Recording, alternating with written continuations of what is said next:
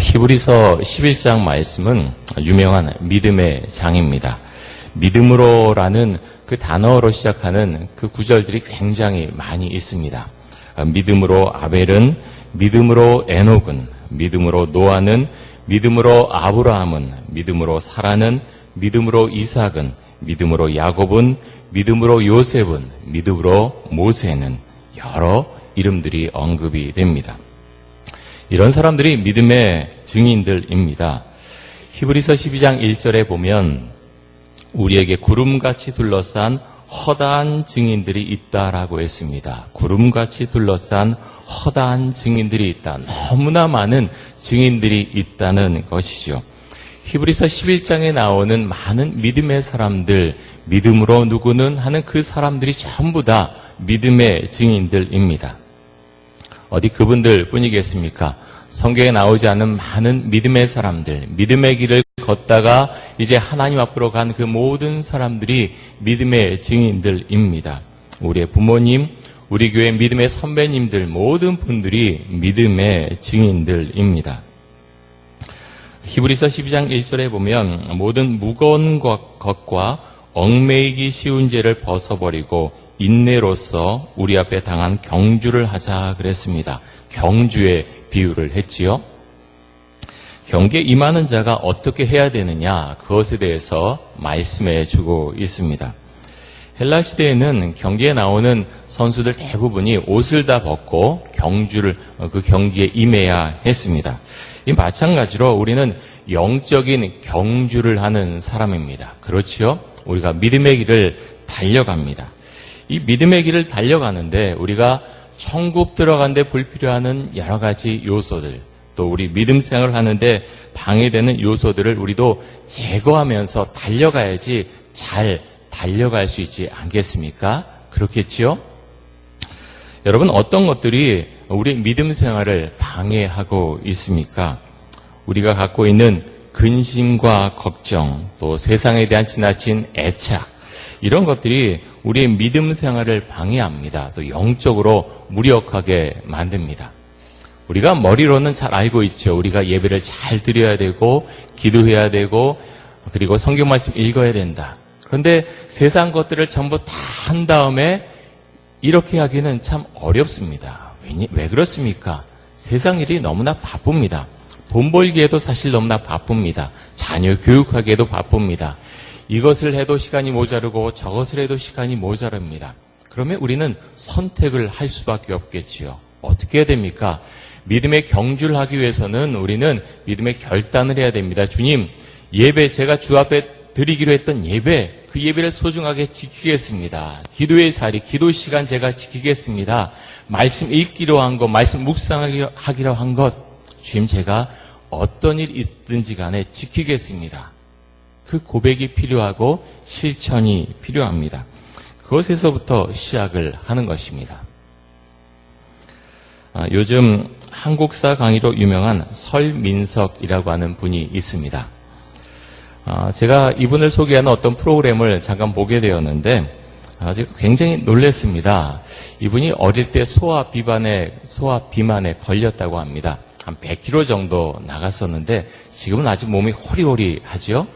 그분을 알고 계신 분도 계실 텐데 20대 초반의 나이에 너무나 이제 살이 찌니까 내가 좀 살을 빼야 되겠다 생각하고 독한 결심을 하고 죽지 않을 만큼, 그분의 표현에 따르면 죽지 않을 만큼 먹고 죽지 않을 만큼 뛰었다라고 이야기합니다. 그래서 3개월 동안 30kg을 뺐다고 합니다. 굉장히 많이 뺐죠. 의지가 강한 분인데 더 대단해 보이는 것은 그 이후에 스스로의 규율을 세우는데 철저하게 그 규율을 지켜왔다고 하는 것입니다. 저는 그분이 교회를 다니는 분인지 하나님을 믿는 분인지 잘 모르겠습니다.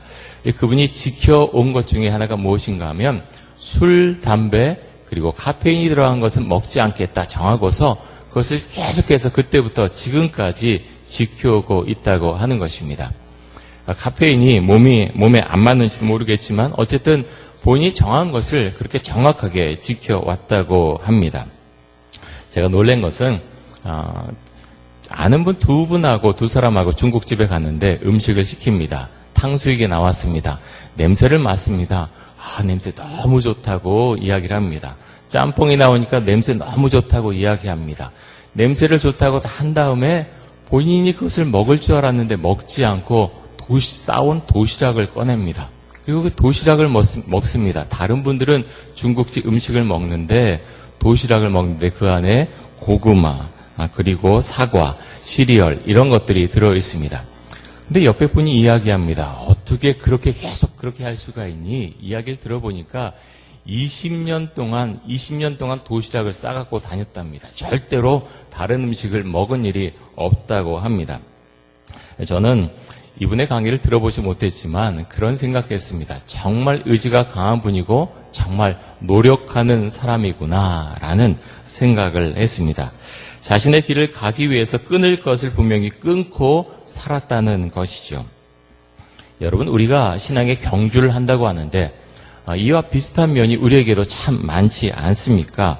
믿음의 경주를 하려는데 불필요한 것들을 주렁주렁 달궈서 달리면 우리는 제대로 달릴 수가 없습니다. 세상의 염려와 근심, 걱정, 그것이 우리의 발목을 잡아맬 때 우리는 믿음의 경주를 달려갈 수 없습니다. 세상에 해야 되는 많은 것들, 우리가 예배를 드리고 주 앞에 나와서 기도하고 또 성경 말씀 읽고 그렇게 살아가야 되는데 수많은 세상의 것들을 주렁주렁 달고 달려가면 우리가 어떻게 달려갈 수가 있겠습니까? 여러분, 우리가 하는 걱정 중에 많은 부분들이 사실 쓸데없는 걱정이라고 하지요. 세상에서도 그렇게 말합니다. 그 걱정함으로 그 걱정거리가 풀려나갈 수 없는데 계속해서 걱정한다고 하는 것입니다. 세상 사람들도 그렇게 말하는데 여러분, 우리가 바라볼, 우리가 의지할 주님이 있습니다. 이번 우리가 주제로 주님을 바라봅니다 라고 하면서 새벽 기도를 하고 있는데 우리가 주님을 바라볼 수 있길 원합니다. 바라보는 게 무엇입니까? 주님과 함께 살아가는 것입니다. 단순한 것 같지만 너무나 강력하고 너무나 중요합니다. 주님과 함께 살아가는 겁니다. 교회 안에 있을 때만 그런 것이 아니라 설교 들을 때만 그런 것이 아니라 내가 말씀 읽을 때만 그런 것이 아니라 주님과 함께 매 순간 살아가는 것입니다. 그것이 우리의 삶에 희망을 주고 기쁨을 주고 힘이 됩니다. 여러분 어떻습니까? 저는 주님과 함께 그렇게 매 순간 살아간다고 고백하면서 살아갈 때 저도 알지 못하는 용기가, 저도 알지 못하는 힘이, 저도 알지 못하는 능력이 제 안에서 그렇게 나타나는 것을 많이 경험하게 됩니다. 여러분 그렇지요? 기도하신 분들 아실 것입니다. 내가 기도하며 살아가는 것과 기도하지 않으면서 살아가는 것 너무나 정말 하늘과 땅만큼의 큰 차이가 있다고 하는 것을 경험하셨을 것입니다. 그래서 여러분, 우리가 많은 걱정에 눌릴 때 어떻게 해야 됩니까? 기도해야 됩니다. 기도의 시간을 정하고 기도의 자리를 정하고 기도해야 됩니다. 우리가 어떤 일을 하면서 계속해서 주 앞에 기도해야 됩니다. 주님, 저에게 힘을 주옵소서. 제가 이 순간에 어떻게 말하고 어떻게 행동하고 어떻게 해야 되겠습니까? 주 앞에 기도해야 합니다. 또 말씀 읽어야 됩니다. 말씀 읽지 않으면 내가 어떻게 기도해야 되는지 도무지 그 방향을 찾을 수가 없습니다. 그렇게 말씀하실 수 있어요. 목사님, 생각은 그런데요. 기도 잘 나오지 않아요. 말씀 참 읽혀지지 않아요. 걱정이 너무나 돼서 그것이 제 마음을 누르고 있어서 너무 힘들어요. 여러분 그럴 때 어떻게 해야 합니까? 저는 찬양을 권해드리고 싶습니다. 찬양을 부르십시오. 찬양이 기도입니다. 또 찬양을 들으십시오. 그 찬양을 들으면요. 그 찬양이 우리의 기도가 됩니다. 나의 신앙 고백이 됩니다. 그래서 그 찬양이 내 마음속에 들어와서 그 찬양이 우리의 머릿속에서 뇌리 속에서 떠나지 않게 됩니다. 계속해서 그래서 그 찬양을 가지고 기도하는 것입니다. 그래서 여러분 찬양은 능력이 있습니다. 찬양을 듣고 부르면 우리의 영을 맑게 해줍니다. 우리가 사실 어렵다 그러지만 히브리서를 쓸 때 이 히브리서 기자가 살 때 그 시대를 살아갔던 그리스도인들만큼 힘들지는 않습니다. 적어도 대한민국에서는 그렇습니다. 이분들은 정말 어려운 가운데 있었습니다. 그리스도를 믿는다는 이유만으로 혹독한 박해를 당했습니다. 히브리서 기자는 우리가 이런 어려움 가운데 있지만 인내를 가지고 믿음의 길을 걸어가자 이렇게 고백하고 있습니다. 오늘 설교 제목이 주님을 바라봅니다입니다. 추수감사절 특별 새벽기도의 전체 주제이기도 합니다. 주님을 바라보는 것 너무나 귀합니다. 요즘 여러분 어떻게 살고 있습니까? 대한민국은 안보면에서 특별히 많은 어려움 가운데 있습니다. 미국이 전쟁을 이야기할 때 그들은 전쟁을 치른다라고 생각하지만 우리는 전쟁의 위협에 몸서리를 칩니다. 소설가 한강 씨가 그런 기사를 뉴욕타임즈에 기고했다 그러죠. 미국이 그렇게 전쟁 이야기할 때마다 우리는 정말 그것에 대해서 정말 한없이 정말 몸서리 친다라는 그런 글을 기고했다고 합니다. 그렇죠? 간 건너 불구경하는 그런 것이 아닙니다. 바로 우리의 일입니다. 한국 사람들이 어떻게 그렇게 평온할 수 있느냐? 우리가 평온하지 않으면 우리는 어떻게 합니까? 그러면 모든 사람이 다 전쟁터로 나가야 됩니까? 우리는 수십 년 동안 이렇게 분단 상태에서 살아왔습니다. 그 사람들은 어찌 보면 미국의 대통령과 정치가들은 우리의 입장을 이해하지 못할 수도 있습니다. 이것은 바로 우리의 일입니다. 그래서 우리는 우리의 국가를 위해서 더 많이 기도해야 합니다. 청년 실업의 문제 아직도 풀지 못한 것들이 너무나 많이 있습니다. 우리나라는 세계 최고 수준의 저출산 국가이기도 합니다. 청년들이 직장을 갖지 못하고 이렇게 출산하기를 힘들어하는 그런 사회는 많은 문제를 갖고 있습니다. 우리가 이를 위해서도 많이 기도해야 되겠습니다. 여러분 살다 보면 답답한 일들이 정말 많이 있으시죠? 아이를 낳으면 어떻게 교육해야 될지 참 막막하기도 하고 대학을 어떻게 보내야 될까? 또 대학을 나와서도 어떻게 취직해야 될까? 취직하고서 우리 아이가 어떻게 결혼해야 될까? 어떻게 승진해야 될까? 또 결혼해서 아이를 낳아도 그 손자 손녀를 어떻게 해야 될까? 수많은 걱정과 염려가 있습니다. 생각해보면 문제되지 않은 것이 하나도 없습니다. 그런데 우리가 잊지 말아야 할 것이 있습니다. 우리는 바라볼 분이 있다고 하는 것입니다. 우리는 의지할 분이 있다고 하는 것입니다.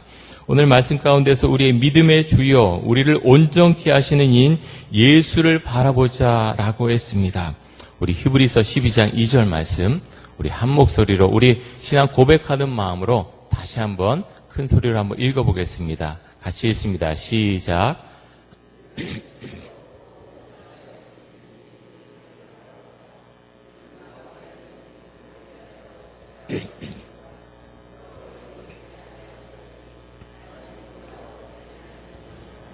아멘.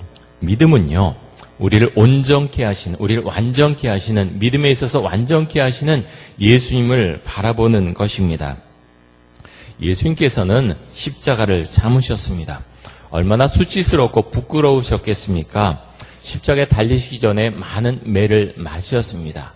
십자가에 달리는 것은요, 옷을 잘 차려입고 달리는 것이 아닙니다. 거의 벌거벗은 상태로 십자가에 달리게 됩니다. 못에 박히고 그 밑에서 사람들은 계속해서 조롱합니다. 내가 하나님의 아들이냐 메시아냐, 그렇다면 십자가에서 내려와 봐라. 얼마나 많은 조롱과 수치를 당하셨습니까? 하지만 예수님은 끝까지 믿음의 경주를 하셨고 마침내 부활의 승리자로 우리에게 오셨습니다. 우리가 오늘부터 추수감사절 특별 새벽 기도회를 드리고 있습니다. 이 가을에 하는 추수감사절 특별 새벽 기도회는 특별히 우리의 신앙 고백, 특별히 감사의 고백을 하나님 앞에 드리는 그런 기도 모임입니다. 여러분, 올 한 해 동안 어떤 감사의 기도 제목을 갖고 있습니까? 생각해보면 큰 어떤 사건이 있어서 해결된 것에 대한 그런 감사의 제목도 있지만 우리가 일상을 살아갈 때 느끼는 그런 감사의 기도 제목, 그것이 얼마나 감사한지 모르겠습니다.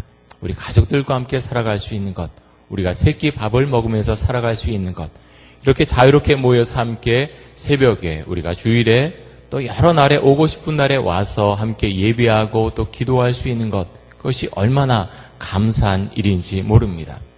제 자신 생각해도 이렇게 이 시간에 설교할 수 있다고 하는 것 정말 너무나 감사합니다. 생각하면 감사할 기도 제목들이 정말 많습니다. 참 그렇게 귀하게 고백되어질 수 있는 것은 이런 감사의 고백을 주 앞에 드릴 때 더 많은 감사할 내용들을 하나님께서 세상 살아가면서 경험하게 해주신다는 것입니다. 카일 아이들먼 목사님이 쓰신 은혜가 더 크다라는 책이 있습니다. 그 책에 소개된 내용이 하나가 있는데요. 이 목사님이 심호하는 교회에 어떤 교인이 이런 요청을 했습니다. 이름이 마커스라고 하는 교인이었는데요. 자신의 묘비 세울 비용을 지원해 주십시오. 이렇게 요청을 했습니다. 그런 요청을 거의 들어본 적이 없었기 때문에 목사님은 굉장히 궁금해했습니다. 이분이 어떤 상황에 있는 것일까? 이런 여러 생각을 하고 있었는데 이분이 이렇게 묘비에 새기기를 원했습니다. 내가 감사하지 못했던 날들에 대해 나를 용서해 주십시오.